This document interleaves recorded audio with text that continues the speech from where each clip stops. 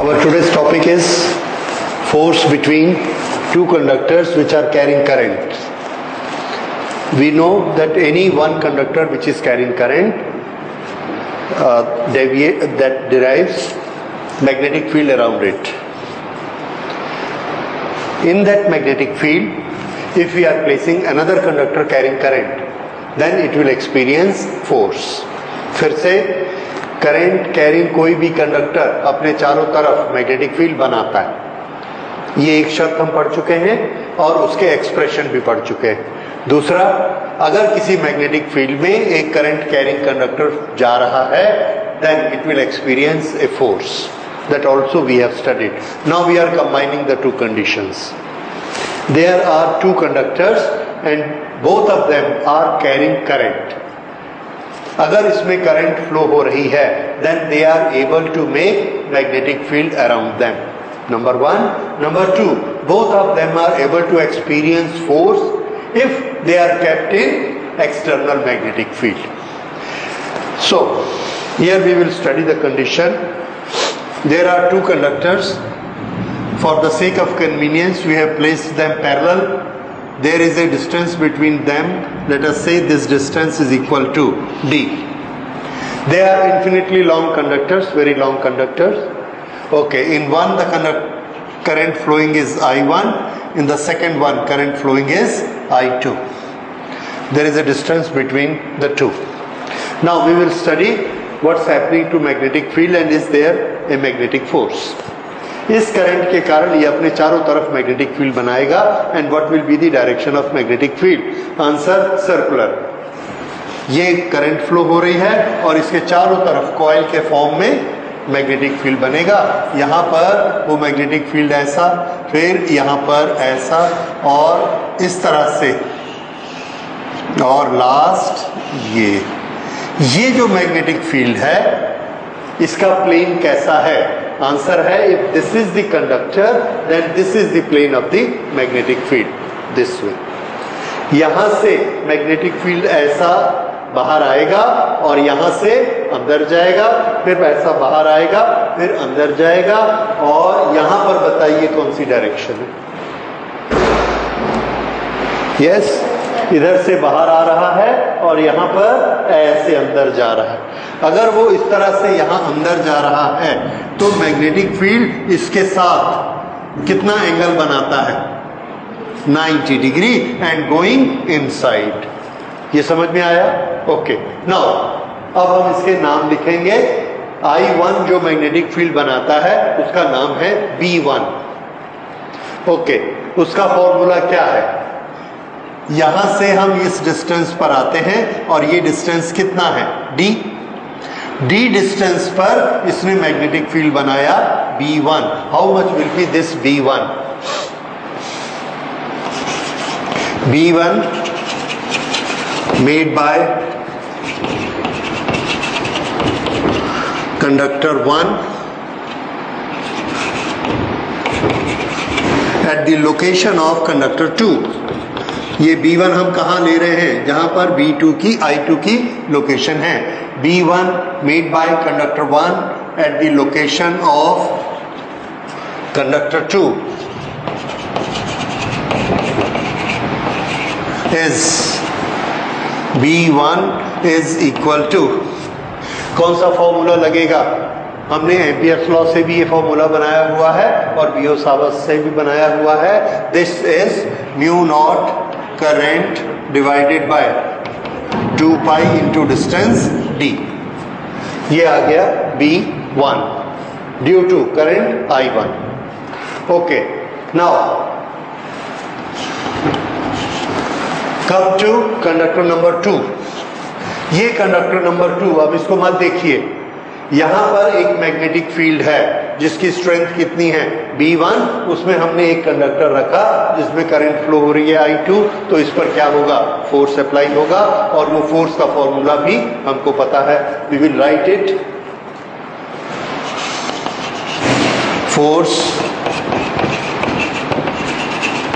Experienced bye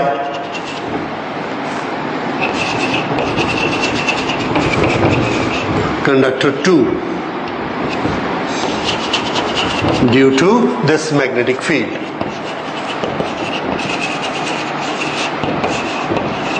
And how much is this? Formula force का क्या होता है? Answer BI/L। ये हमको याद है। ये फोर्स किस पर लग रहा है? On the conductor number 2। So I will write it, force on conductor number 2। किसके कारण लग रहा है? कंडक्टर नंबर 1 के कारण। सो 1। ये मैग्नेटिक फील्ड, जिस मैग्नेटिक फील्ड में कंडक्टर नंबर 2 है, वो कौन सा मैग्नेटिक फील्ड है? जो कि 1 ने बनाया था, और उस मैग्नेटिक फील्ड का नाम हमने क्या रखा था? B1। So I will write it B1। What is this current flowing in which conductor? First or second? Second. So this is I2 because it is the one which is experiencing the force. So this is I2. L. L is the whatever length we are considering. जितनी length हमने consider करनी है उसको हमने L मान लिया. So we will not specify here. We will simply write it L. Okay. So this is force on to due to number 1. Now here we put the value of B1 from here. Combining 1 and 2, B1 की value यहाँ रख देते हैं. So this will be mu naught I1 I2 mu1 I1 I2 L upon 2 pi D. ये आ गया. This is what? The force on conductor number 2 due to conductor number 1. Now we don't know L. तो उसके लिए हम इसमें थोड़ा सा मॉडिफिकेशन करते हैं इस फॉर्मूला में, and we change this formula to B. ये L को इधर ले आते हैं इसके नीचे डिनोमिनेटर में, तो ये क्या हो जाएगा? F21 upon L. Force per unit length is equal to, force per unit length is equal to mu naught I1 I2 upon 2 pi D. ये आ गया. What is this? Force per unit length. Force per unit length. ये आया. Okay. अब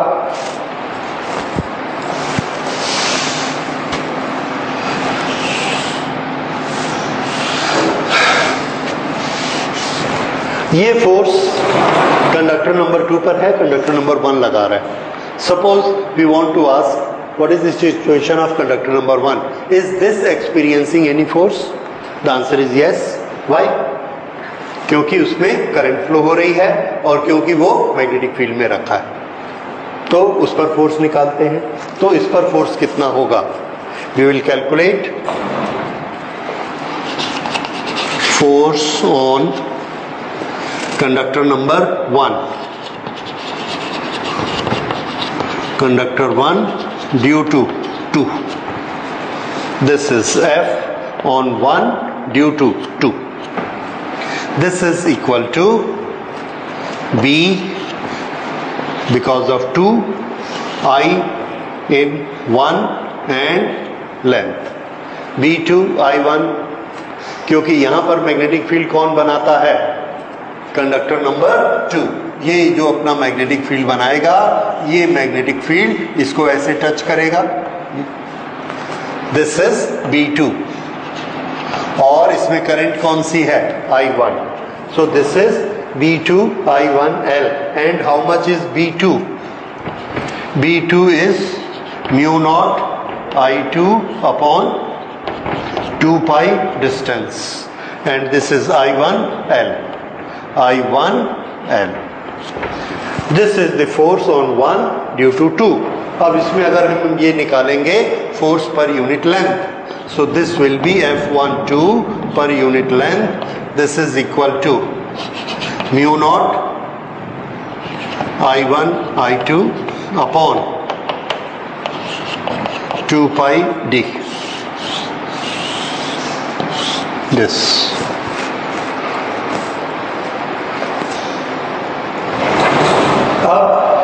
इन दोनों expressions को देखिए, both are same. अगर दोनों इक्वल हैं तो क्या दोनों फोर्सेस इक्वल हैं? आंसर है force is a vector quantity, so we must see the direction also. तो F21 की डायरेक्शन देखते हैं। यहां पर मुझे B1 की डायरेक्शन बताइए, इज इट गोइंग इन और is it coming out? The current is going up, so it is going in. Going in का मैंने यहां साइन बना दिया, ये इट इज गोइंग इन। अब यहां पर आ जाइए और लेफ्ट हैंड रूल लगाइए फोर्स निकालने के लिए। What is the direction of magnetic field? Going in, going in. What is the direction of current? Going up. ये करंट को हमने ऐसे अप कर दिया। Now, what is the direction of resultant force? Yes, towards left side. So here there is a force acting on this, और इस force का नाम क्या है? Force on 2 due to 1. ये आ गया, right? अब let's examine force on this. ये फोर्स इस मैग्नेटिक फील्ड के कारण है। इस मैग्नेटिक फील्ड की डायरेक्शन राइट हैंड से, ये राइट हैंड का थंब इधर रखा, ये फैलाया और ये कर्व बनाया। Yes, this is coming out, so here magnetic field is coming out, V2 coming out. अब यहां पर लेफ्ट हैंड रूल से फोर्स निकालिए। Magnetic field is coming out, ऐसा बाहर रखा। करंट किधर करनी है? ऊपर, ये करंट ऊपर। फोर्स किधर आया? इस डायरेक्शन में, ठीक है। ये आपको हाथ उल्टा करना पड़ेगा, लेफ्ट हैंड, हाँ इधर करिए, ऐसे इधर इधर इधर ले आओ हाथ को, तो बन जाएगा ऐसे करके, ठीक। सो फोर्स किस तरफ आ गया? ये इस तरफ। This is the direction of force, and what is this force? F on number 1 due to number 2. अब F12 और F21, let's compare the two. दोनों का मैग्नीट्यूड एक समान है, लेकिन दोनों की डायरेक्शन F12, अरे मैंने कैसे, हाँ, this is F21 and this is F12. This is vector sign. F12 इस तरफ और F21 इस तरफ काम करता है। They are attracting each other. तो ये वाला फोर्स कैसा हो गया? अट्रैक्शन। लेकिन दोनों की डायरेक्शन कैसी है? Opposite. If their direction is opposite and their magnitude is same, then we can write F on 2 to 1 and F1 on 2. Both are equal in magnitude but not equal in direction. उसको कैसा लिखेंगे? F21 is equal to minus F12. Minus minus क्या करेगी? इसको उल्टा कर देगी, और इसको जब अगर हम उल्टा कर देंगे तो ये दोनों कैसे हो जाएंगे? Equal. So remember it, F21 is equal to negative of F12. This.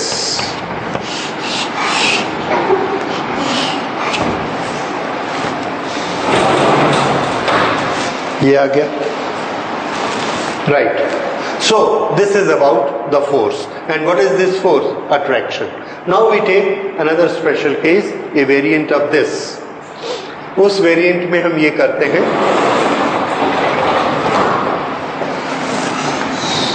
इसकी डायरेक्शन करंट की नीचे I1 और इसकी direction of the current upward. यहां पर I1 and I2 are in opposite directions.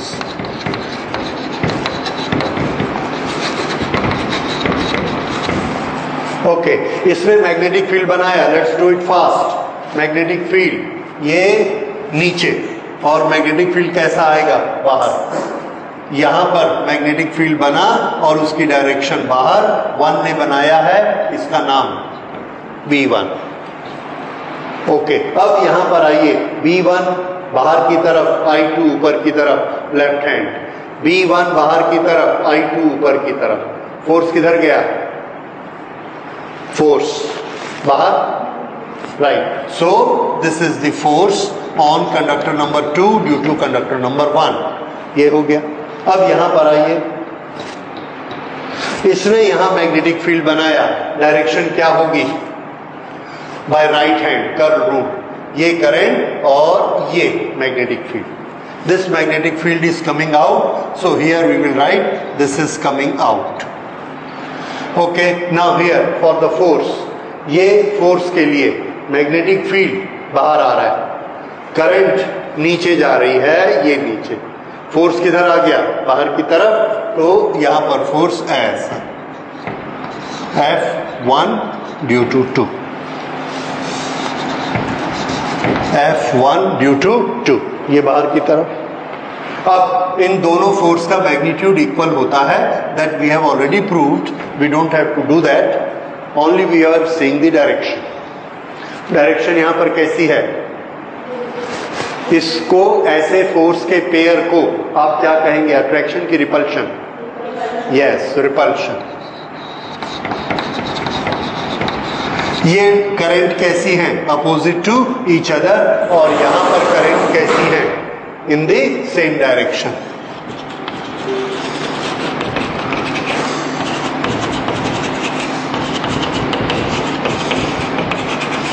Current in same direction. So if current is in the same direction, the force is attraction, and if the current is in the opposite direction, the force is repulsion. We will write this rule. This becomes a rule. If I1 and I2 are in opposite direction, then force is repulsion. And vice versa.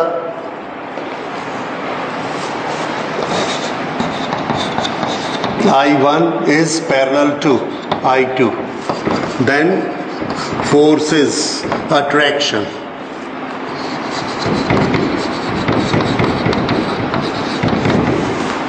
ये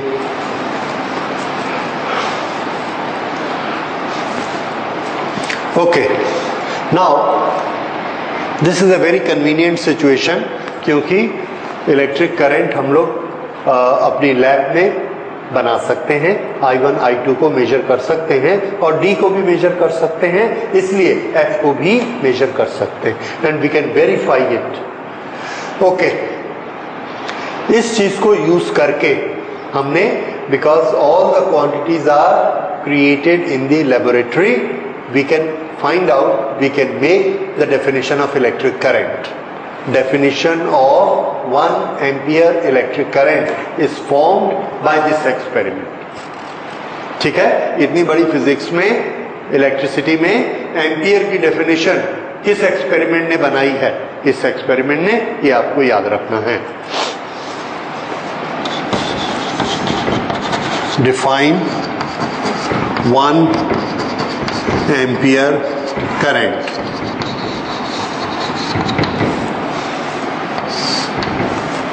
one ampere current define करने के लिए हमने क्या किया, lab में force लगाया, और फोर्स को हम लोग हमेशा कोई ना कोई वेट लटका के मेजर कर सकते हैं, because we know 100 gram weight is 1 newton, तो कहीं भी लटका के हम फोर्स क्रिएट कर सकते हैं। We can always find out, जैसे ये दो कंडक्टर हैं, इस कंडक्टर को हमने रिजिड बांध दिया पक्का, और इस कंडक्टर को यहाँ आगे जाने देना अलाउ किया, यहाँ दो जगह से बांधा, तो ये इधर जा सकता है, ऐसे खींचेंगे तो। इसके साथ हमने ये वाली लाइन पहले खींच ली, फिर यहाँ से एक स्ट्रिंग लेके, एक पुली लेके ये स्ट्रिंग को ऐसे लटका दिया, और यहां पर हमने लटका दिया 100 ग्राम। बताइए कितना फोर्स लग रहा है, 1 न्यूटन।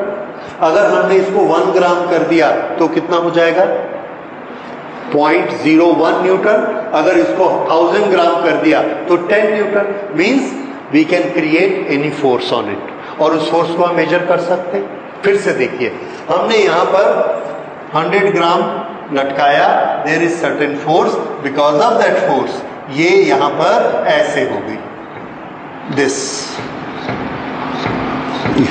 ऐसे बन गई। अब हमने क्या किया, इन दोनों में करंट फ्लो की इन द सेम डायरेक्शन।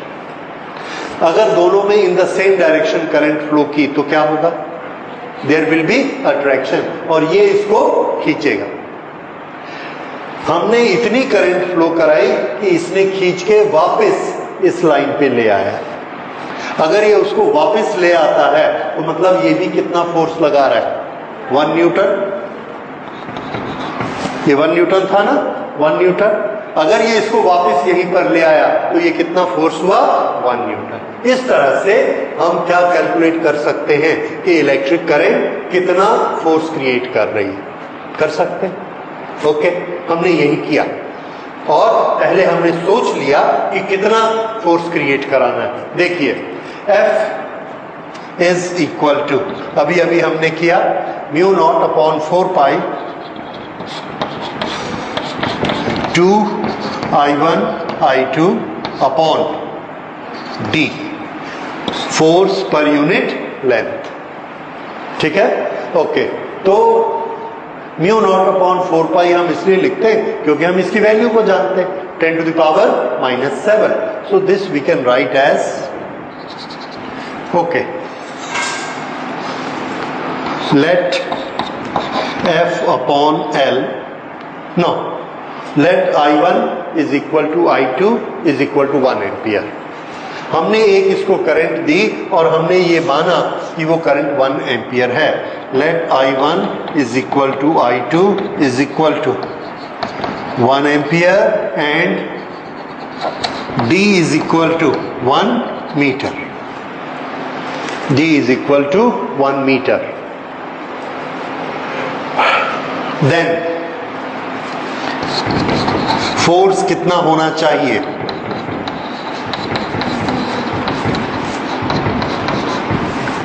इतना फोर्स होना चाहिए।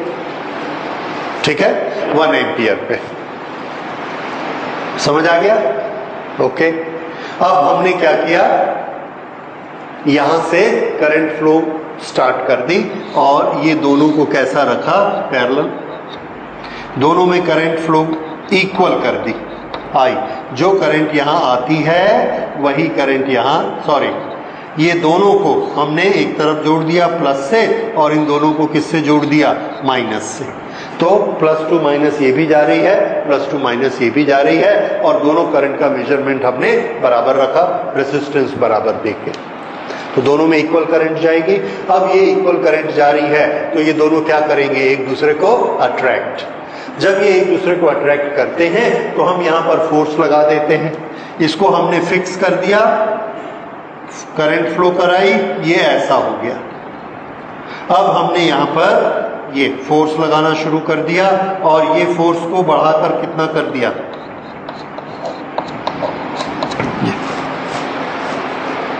इतना फोर्स लगाया। अगर ये फोर्स इसके अट्रैक्शन के फोर्स से ज्यादा होगा तो ये इधर खींच लेगी और अगर ये वीक होगा तो इधर खींच लेगी और जब इक्वल होगा तो दोनों पैरेलल हो जाएंगे। हमने वो सिचुएशन ले आई कि दोनों पैरेलल हो गए। उस समय what we can say, the force is equal to 2 × 10 to the power -7 और दोनों की करंट कैसी है, इक्वल। लेकिन हमारी थ्योरी क्या कहती है, our theory says that force is equal to 2 × 10 to the power -7 only when current is how much. इसलिए उस समय सर्किट में कितनी करंट जा रही होगी, 1 ampere, that is 1 ampere current. फिर से हमने यहां पर एक मीटर लगा दिया, उस मीटर में कुछ भी इंडिकेट नहीं किया हुआ, ओके, 0। अब हमने ये वाली सिचुएशन क्रिएट की, इसको बैलेंस कर लिया तो कुछ करंट फ्लो हो रही है। जितनी करंट फ्लो हो रही है उसके कारण मीटर हमको यहां से चल के यहां तक आ गया, ऐसा दिखाया। और अब हम यहां पर क्या लिख लेंगे, 1, क्योंकि हमारी डेफिनेशन से जो करंट इसको बराबर लेकर आएगी वो कितनी होनी चाहिए, 1 एम्पियर। और ये एमीटर ऐसा दिखा रहा है इसलिए हम यहां क्या लिख लेंगे, 1। उसके बाद हमने इस फोर्स को कर दिया डबल कर दिया तो फोर्स ने और इसको खींच लिया। फिर से हमने करंट बढ़ाई और फिर दोनों को पैरेलल कर दिया। अब करंट कितनी होनी चाहिए, यस, दोनों का मल्टीप्लिकेशन 2 आना चाहिए, √2 उस करंट को हम यहां √2 लिख लेंगे। अगर दोनों में करंट 2 और 2 है फिर से देखिए, अगर करंट 2 और 2 है तो फोर्स कितना हो जाएगा? 4। तो हमने फोर्स को 4 टाइम्स कर लिया। 4 टाइम करके जब बैलेंस करेंगे तो करंट कितनी आएगी? 2। उस समय ये हमको यहां पर ऐसे दिखाता है, तो हम यहां क्या लिख लेंगे? 2। ये हमारा कैलिब्रेशन हो गया। एनीवे, तो एम्पियर 1 एम्पियर करंट की डेफिनेशन क्या बनी? 1 ampere current is that current which will create a force equal to 2 into 10 to the power minus 7 in what conditions? That should be force per unit length and the distance between the two wires should be equal to 1 meter. तब अगर force 2 into 10 to the power minus 7 है तो current कितनी मानी जाएगी? 1 ampere. ठीक है, this is definition of 1 ampere what you have studied in class 11. So we will write that here, 1 ampere current.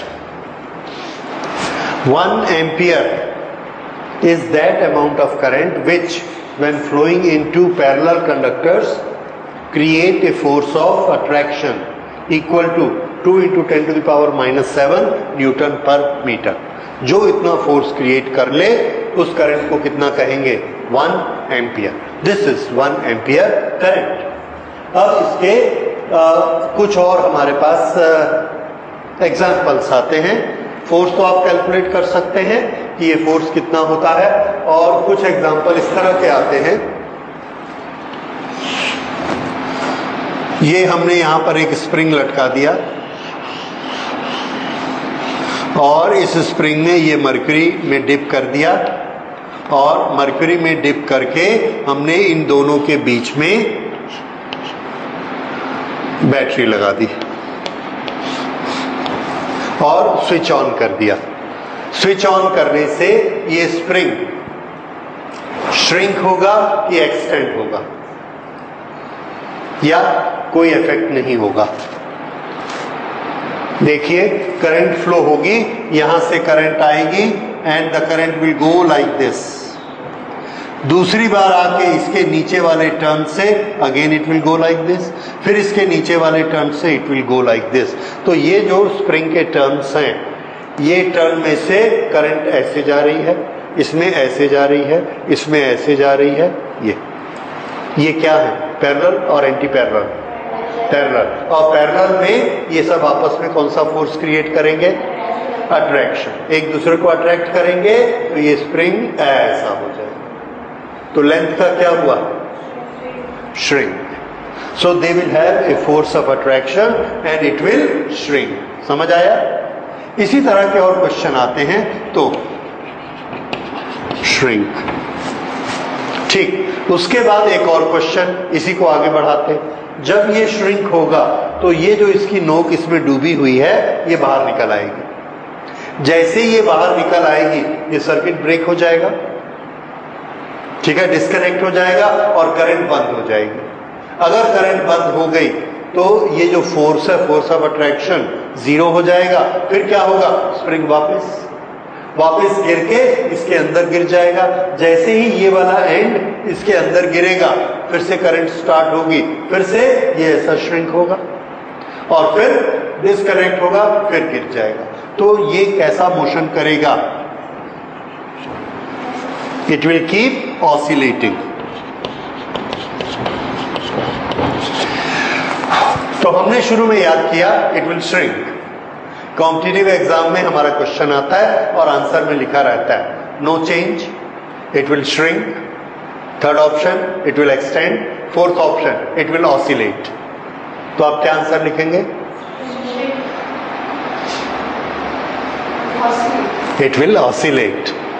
आपने देखा पहला एक्शन क्या होता है? श्रिंक, ठीक है, उसके बाद फिर वो गिर जाता है और गिरने के बाद फिर से उठता है, सो इट इज ऑसिलेटिंग। इस तरह से थोड़ा सा क्वेश्चन को डाइसी बना दिया जाता है, क्योंकि हम सब ने क्या रखा है? श्रिंक होगा। तो जहां हमको श्रिंक मिलता है हम उसको टिक करने दौड़ जाते हैं। सो रिमेंबर, उसके बाद और ऑसिलेशन भी लिखा है और फाइनली क्या होने वाला है? ऑसिलेशन। राइट, इस तरह के। अच्छा, ऐसे ही और भी आएंगे। ये दो पैरेलल वायर हैं, दोनों में करंट फ्लो हो रहा है, तो ये दोनों इस शेप में आ जाते हैं like this. Why? Because there is a force of attraction between the two. इसलिए अगर हम दो कंडक्टर में एक डायरेक्शन में करंट भेज रहे हैं तो क्या उसमें चांसेस हैं कि वो दोनों एक दूसरे को अट्रैक्ट करके चिपक जाएंगे। इसलिए हम उनके बीच में स्पेसर्स लगाते हैं, तो ऐसा स्पेसर लगा के दोनों तरफ से बांध देते हैं लकड़ी से, ताकि वो एक दूसरे के पास नहीं आ सके। Understand? Okay, so this is all about the current flowing in parallel. Numericals का एक वेरिएशन और देखिए, ये दो पैरेलल हैं I1 I2, इसमें आपको फोर्स निकालने को बोला, आपने निकाला फोर्स 20 न्यूटन, गुड।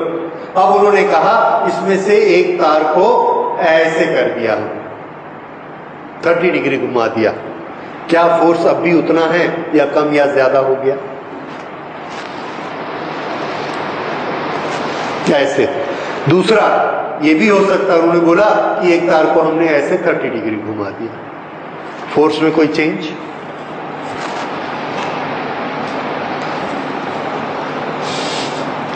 देखिए ये सिचुएशन तो नहीं बनेगी क्योंकि ये यहां आके टच हो जाएगी, इसलिए ये वाली सिचुएशन हमसे पूछी जा सकती है। ऐसे में आपको क्या करना है, I1 तो I1 रहेगा प्लस I2 का ये वाला कंपोनेंट आप ले लेंगे, कितना?